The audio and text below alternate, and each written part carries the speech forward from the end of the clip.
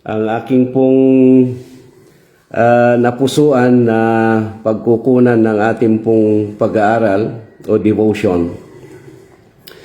Dito po sa Mark chapter 2. At ito po ay madalas na ginagamit sa pangaral ng mga iba't ibang mga kapastoran sa lahat ng okasyon kung ano po yung kanilang pananaw sa healing with the man of palsy. Hanggang 12 po tayo at ang ating pong Bible ay ganito mong sinasabi. And again, he entered into Capernaum after some days, and it was noised that he was in the house. And straightway many were gathered together, insomuch that there was no room to receive them, no, not so much as about the door. And he preached the word unto them. And they came unto him, bringing one sick of the palsy, which was born of 4. And when they could not come nigh unto him for the press, they uncovered the roof where he was. And when they had broken it up, they let down the bed wherein the sick of the palsy lay. When Jesus saw their faith, he said unto the sick, the palsy, Son, thy sins be forgiven thee. But there were certain of the scribes sitting there and reasoning in their hearts, Why doth this man thus speak blasphemies? Who can forgive sins but God only? And immediately when Jesus perceived in his spirit that they so reason within themselves, he said unto them, Why reason ye these things in your hearts? Whether it is easier to say to the sick of the palsy, Thy sins be forgiven thee, or say, Arise, take up thy bed, and walk. But that ye may know that the Son of Man hath power on earth to forgive sins, he saith to the sick of the palsy, I say unto thee, Arise, take up thy bed, and go thy way into thine house. And immediately he arose, took up the bed, and went forth before them all, insomuch that they were all amazed and glorified God, saying, We never saw it on this fashion. Ating pong mensahe po ngayon sa umaga ay yung pinanggagalingan ng kapangyarihan. Kumbaga sa English ay avenues of power. Hindi ko po makita o mahanap yung tugmang Tagalog ng avenue. Pero natitiyak ko naman mga kapatid na ito'y naunawaan po natin. Meron pong 3 o 4 siguro na ating pong titignan mula po rito kung saan nanggagaling ang kapangyarihan. At ito po ay kakailanganin po natin sa buhay at lalo po sa mga kapastoran na katulad ko upang ating pong gawain ay lagi pong may kasiglahan sapagkat ang kapangyarihan na ito ay ating pong nagagamit sa ating pong gawain. Una po dito sa verse 1 and 2. At sabi nga po dito, it was noised that he was in the house. Ang una pong kapangyarihan na aking pong nakita po dito ay the power of communication. At nakita po natin dito na sa ating pong lipunan ngayon ay mabisa ang komunikasyon upang ipaabot, iparating ang anumang mensahe na gusto po nating iparating kung kanino man po. Sabi nga, it's at the tip of our finger, the power of communication nowadays. Pero nung araw, ay wala naman pa yung cellphone, wala po namang internet, walang radyo, walang television, wala akong bagay na ini-enjoy ng ating lipunan sa ating pong kapanahunan. Nung araw ay lakad lang, o kaya sila'y sumasakay kung anumang hayop ang kanilang pwedeng masakyan upang ibaabot o marating ang isang lugar kung saan ang mensahe na gusto nilang dalhin ay makarating po doon. Dito po nakita po natin na ang ating Panginoon ay nasa isang bahay. At sabi dito ay naipaalam hindi ko po alam kung paano nakarating ang balita dahil ang balita naman madaling iparating. At sabi nga ng iba na ang chismis daw ay wala na sa kalye, nasa group chat na ang mga grupo niyan. Kaya ibig sabihin may mga grupo talaga diyan na nagpapaabot ng mga magagandang balita. Dito naman nakita po natin na naipaabot sa maraming tao. Naging agresibo ang mga tao dito na ipinaabot ang balita na si Jesus ay nasa isang lugar. At naging active po kasi kaya po nasabing active. Kasi yung lugar na pinagdausan kung saan ang ating Panginoon ay nandoon ay punong-puno yung bahay. Kung minsan yung house of prayer po natin, yung ating pong simbahan, lalo na po sa panahon ng pandemic, wala na hong tao Kung may tao man, social distancing pa. Pero dito, parang hindi ata naniniwala ang mga tao dito ng social distancing. Kasi punong-puno Yung ibig sabihin, mga minamahal, maganda talaga kung pinagdadausan ng si Kristo ay nandoon, dapat napupuno. Hindi ho yung walang katao-tao.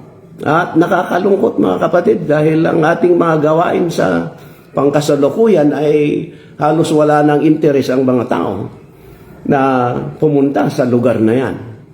Pero dito, nung sila'y siniwalat ang balita ng Panginoon ay nandoon, marami hong pumunta. Kaya ang ating pong sigurong ibalik yung ating pagka-aktibo, agresibo sa pamamahayag. At kung minsan pati itong pandemic ay pinipigilan po tayo na ihayag ang salita po ng Panginoon sa mga tao. At gumawa po ng paraan upang maging aktibo po tayo sa pamamahayag ng salita po ng Panginoon. At sabi po dito ay doon sa verse 2, and he preached the word unto them. At dito po makikita po natin na ang ating pong tahanan para sa Panginoon ay Christ-centered. At ito po ay ang prinipreach po dito ay ang salita po ng Panginoon. Yan po ang isang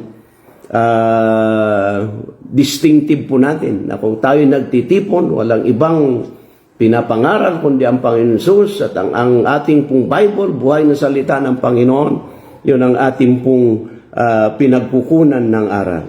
No? He preached Christ. Wala pong iba na they preach the word, and that is what we ought to be doing in our teaching and preaching doon po sa ating lugar. And then doon po sa verse 3 ang sabi po dyan, and they came unto him bringing one sick with the palsy which was born of 4. Ito po yung power of cooperation. At alam po natin, pagka may pagkakaisa, napakaganda ang magiging resulta po nito. At ito ay, palagay ko, they were motivated by compassion. Doon sa power of communication, they are motivated by concern. At dito, sa power of cooperation, they are motivated by compassion. Sila ay, itong apat na ito na magkakaibigan, ay sila ay mayroong concern, sila ay may awa, sila ay may pag-ibig doon sa kanilang kaibigan. They work together. Ito po yung maganda, yung pagkakaisa sa gawain ng Panginoon, ay naalis po ang grupo-grupo. Naalis po ang tinatawag na hindi pagkakaunawaan. Nagiging co-worker po tayo, co-laborer po tayo. Hindi po tayo magkaaway patungkol po sa pagdadala ng kaluluwa para sa Panginoon. Napakaganda, mga kapatid, na sama-sama ang mga mananampalataya na mag-akay ng kaluluwa. at gawin po ng may kaayusan upang ang mga tao na ating pong gustong madala sa Panginoon ay nakita po nila yung ating pong pag-ibig sa kanila. Hindi po yung galit, hindi po yung hindi pagkakaunawaan, kundi ito yung pagkakaisa na mag-abot ng kaluluwa at ito'y sama-sama na ipanalangin, sama-sama na gawin ng paraan upang sa ganon ay madala po sila sa Panginoon. At kinakailangan, ang nakita ko po, sa tagal ko na po na mangaral, no? At sa tanda ko na rin ito, senior na po ako eh. Hindi nga lang ho gaanong halata, pero senior na talaga ako. Oh.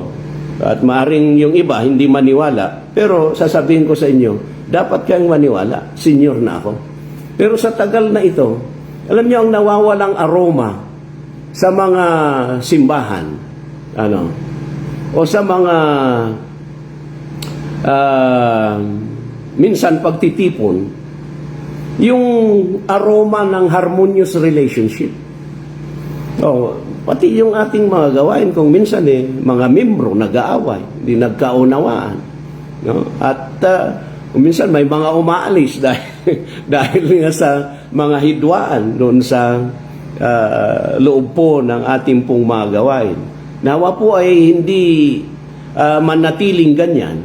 Maaring sabi nga, may mga hindi pagkakaunawaan. Pero we can, sabi nga sa English, we can disagree. And yet, we can be agreeable.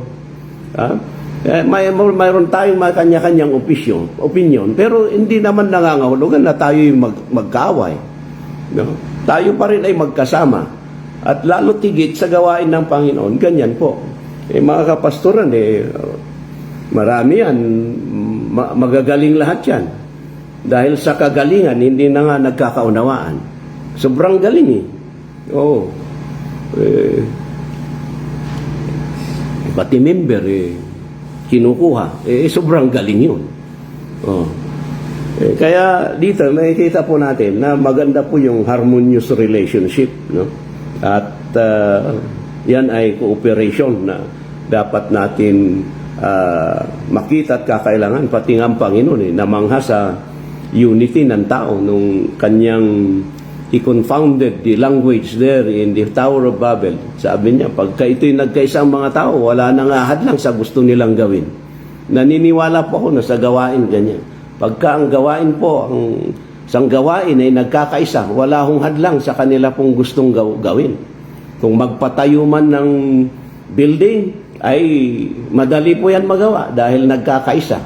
Kung yan naman ay pupunta at mag-visitation, mag-soul winning, marami pong maimbita dyan. Dahil po'y nagkakaisa. Sa kainan, madali hong maubos ang pagkain.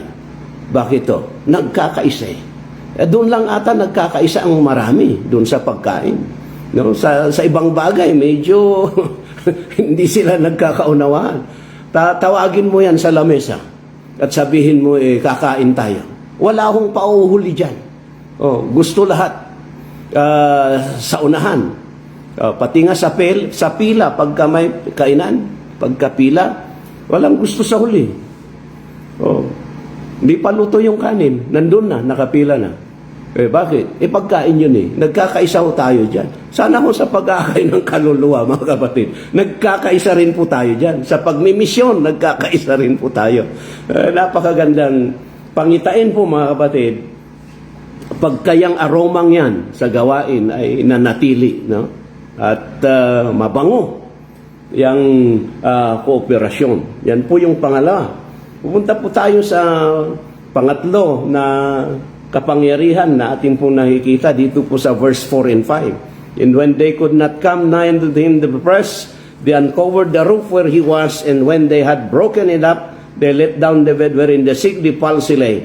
When Jesus saw their faith, he said to the sick palsy, son, thy sins be forgiven thee. Pangatlo po, the power of commitment. Matindi po ito yung commitment na ginawa po nila. Dahil, wala nang madaanan eh. Alam ko, baptist ito eh. Mga baptist itong apat na ito eh. Sa aking obserbasyon, sa aking nabasa po dito. Bakit ko sinabing baptist ito? Una, late sila. Oh. Late eh. Oh, dapat nauuna yan. Ba't nauli? Baptist eh. Oh. Sa ating mga gawain, hindi naman paunahan eh. Oh, pag-attend, saan mahuli, mas maganda para sa iba. Hindi lang yan. Yung ating mga simbahan, ang laging napupunong upuan sa likod. Maganda nga sana magtayo tayo ng simbahan na lahat ng upuan sa likod, wala sa harap. Bakit? Yun ang gusto ng taong upuan eh, sa likod. Oh. Kaya, itong mga ito'y nahuli. Kaya baptist po ito. Oh. Ano pa? Kung bakit ko sinabing baptist? Sinira yung bubong eh. Oh. Naninira eh. Oh. Gaari ng iba, sinira. Oh, di ba baptist yan? May mga karakteristik na baptist yan. Ano po? Oh. Kaya, nakita po natin dyan.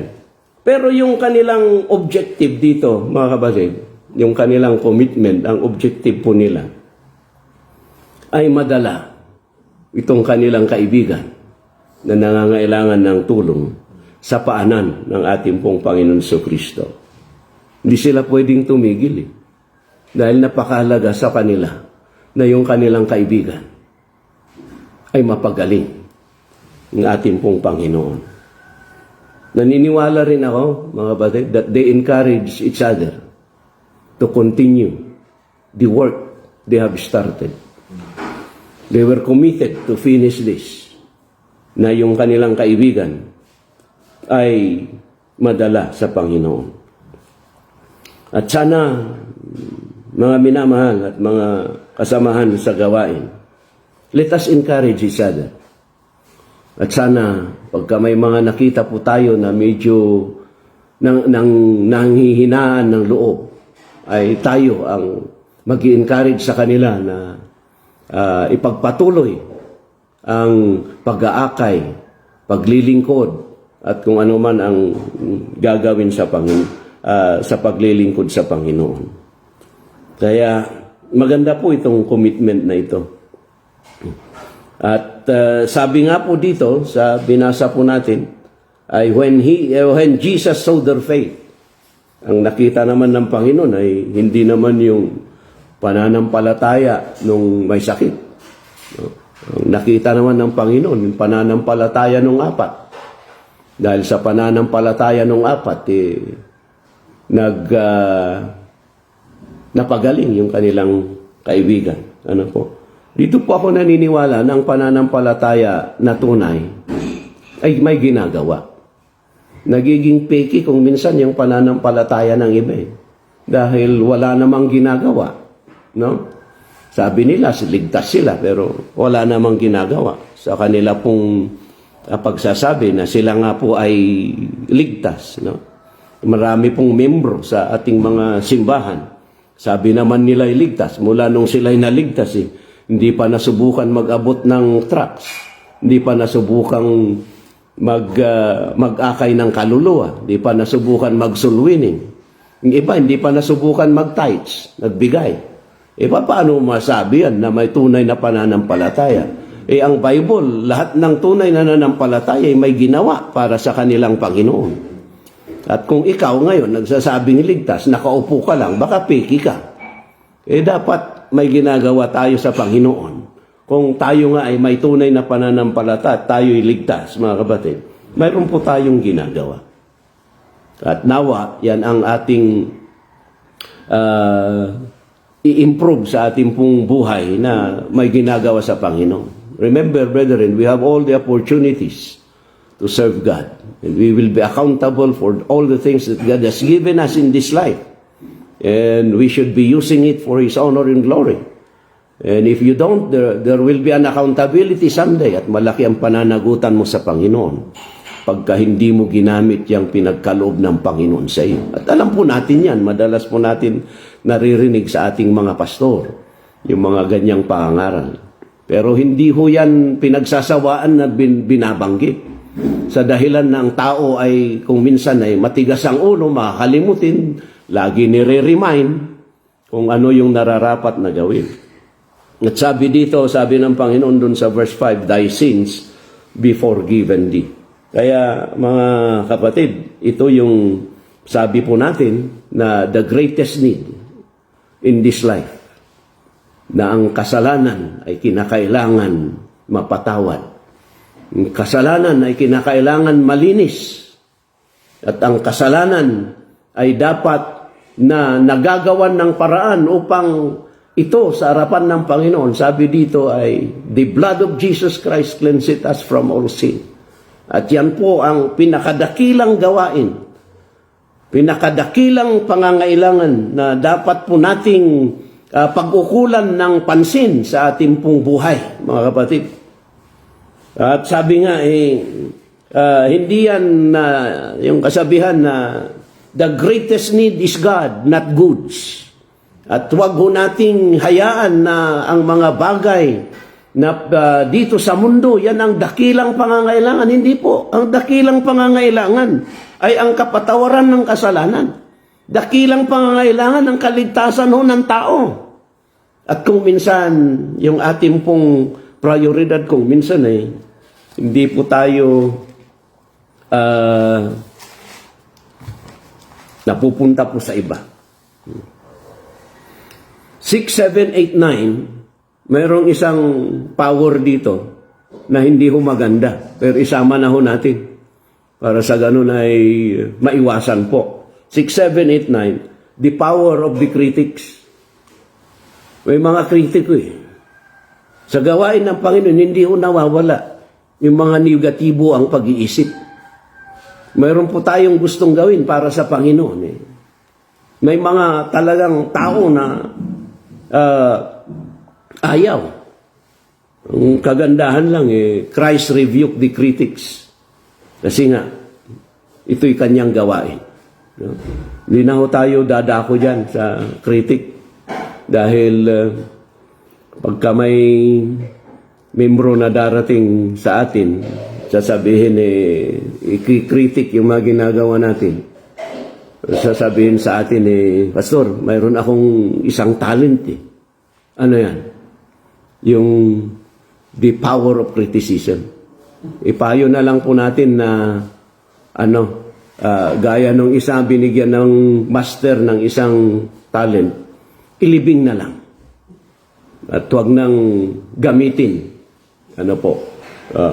At dito po sa verse 10 and 12, dito po tayo magwawakas. Mula sa 10, 11, and 12. At nabasa po natin kanina, that ye may know that the Son of Man hath power on earth to forgive sins. He saith, the palsy, I say unto thee, arise, take up thy bed, and go thy way into thine house. Immediately he arose, took up the bed, and went forth before them all. And so much that they were all amazed and glorified God, saying, we never saw it on this fashion. Dito, the power of Christ. Ito yung kapangyarihan ng ating pong Panginoon. The power of Christ. Ibig sabihin, mga batid, dito po ipinamalas ng ating Panginoon Kristo ang kanyang kapangyarihan. Anong kanyang kapangyarihan ng ating Panginoon Kristo? The power to forgive sins. So we are, brethren, in a ministry that is most exciting. Bakit? Ang ating Panginoon Kristo ay may kapangyarihan na magpatawad ng kasalanan. Ano man ang kasalanan natin, mga kapatid, mga minamahal, alalahanin po natin na kung tayo ilalapit sa ating pong Panginoon Kristo, ang ating pong kasalanan ay kaya niyang patawarin. Name any sins that a person can commit or have committed. Christ hath the power to forgive sins. Kaya huwag hong mahiya. Huwag ipagpaliban ang paglapit po sa ating Panginoon sa Kristo. He has the power to forgive our sins. At itong taong ito ay lumakad, ibig sabihin na bago ang kanyang buhay. Hindi lang napatawad ang kanyang kasalanan, but the Lord changed his life. Ang ating Panginoon ang siyang nagbabago ng buhay, mga kapatid. Hindi ho natin kayang baguhin ang ating kapwa. At salamat na ang Panginoon ay mayroong ganyang kapangyarihan. Sa ating pong konklusyon, bakit ho nabanggit po natin ang mga kapangyarihan na ito? Doon po sa 12, sa panghuli, sabi diyan, in so much that they were all amazed and glorified God, saying, we never saw it in this fashion. Bakit may mga kapangyarihan na mayroon tayo in some way? Isa lang po, to glorify God. Upang papurihan at dakilain ang Panginoon. Kung mayroon man tayong nagawa para sa Panginoon na accomplishment sa ating pong buhay, ibalik po natin ang kaluwalhatian sa Diyos. At huwag po natin angkinin dahil God will not share His glory to anyone. Alam po natin yan. Kaya mga kapatid, kung ikaw man ay binigyan ng Panginoon na maging mahusay na mangaral, give God the glory. Kung ikaw ay binigyan ng Panginoon ng isang gusali na pinagtitipunan na mas malaki sa iba, give God the glory. Kung maganda ang sasakyan na pinagkalob sa iyo ng Panginoon, give God the glory. Kung ikaw sa tingin mo, nakakalamang ang inyong itsura sa iba, no? Mas gwapo ka o mas maganda ka sa iba, purihin mo ang Panginoon. Wag mong laitin yung mas pangit sa iyo. Sabihin mo, salamat sa Panginoon. At lahat po ng pwede pong nasa atin, balik po natin ang kapurihan sa ating pong mahal na Panginoon. At dyan po siya ay maluluwalhati. Kaya muli, mga minamahal, magandang umaga po sa inyo.